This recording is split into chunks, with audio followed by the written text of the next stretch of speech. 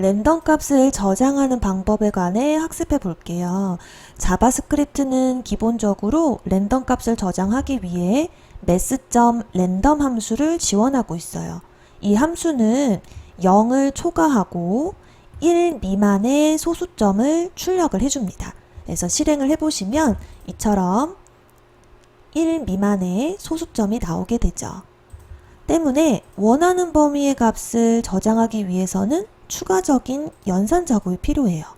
만약에 0에서 2 사이의 랜덤 값을 저장하고자 한다면 먼저 mass.random에 곱하기 3을 하게 됩니다. 이 3은 랜덤의 개수를 뜻해요. 0에서 2 사이의 수는 0, 1, 2 이처럼 3개를 뜻하죠. 그래서 원하는 범위의 개수를 적어주시면 됩니다. 자, 이렇게 되면 3을 곱했기 때문에 곱셈 결과에 따라서 앞자리에 정수가 표현이 됩니다. 자, 예를 들어 0부터 3까지는요. 곱하기 3을 했을 때 앞자리에 변화가 없겠죠.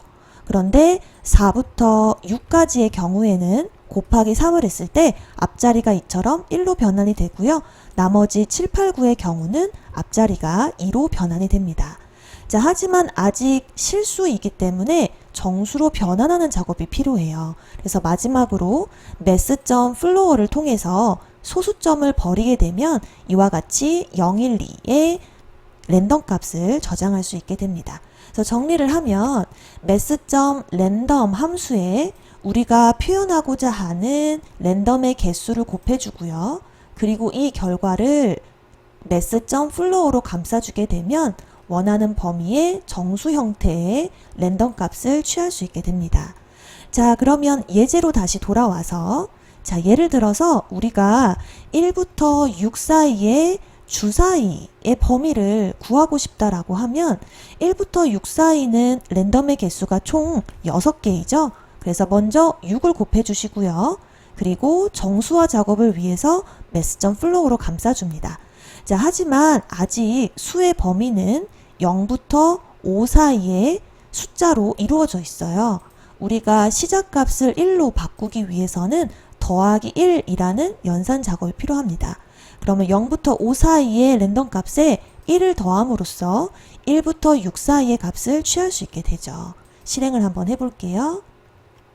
네, 실행을 해보면 이렇게 실행을 할 때마다 결과 1의 값이 1에서 6 사이의 주사위 범위 값으로 출력되는 걸 확인할 수 있습니다. 자, 마지막으로 마이너스 3에서 3 사이의 랜덤 값을 취하고자 한다면 먼저 mass.random에 우리가 표현하고자 하는 랜덤의 개수를 곱해야 되는데요. 천천히 생각해 볼까요? 마이너스 3, 마이너스 2, 마이너스 1, 0, 그리고 1, 2, 3 이렇게 해서 총 7개라는 걸 확인할 수 있습니다. 그래서 곱하기 7을 해주시게 되면 mass.flow까지 적었을 때 0에서 6 사이의 랜덤 값이 나옵니다. 우리는 시작값을 마이너스 3으로 변환해야 되기 때문에 이후 빼기 3을 진행하시게 되면 마이너스 3에서 6 사이의 값을 얻을 수 있게 됩니다. 또 실행을 해보시게 되면 이처럼 계속 범위가 변경되는 걸 확인할 수 있겠습니다.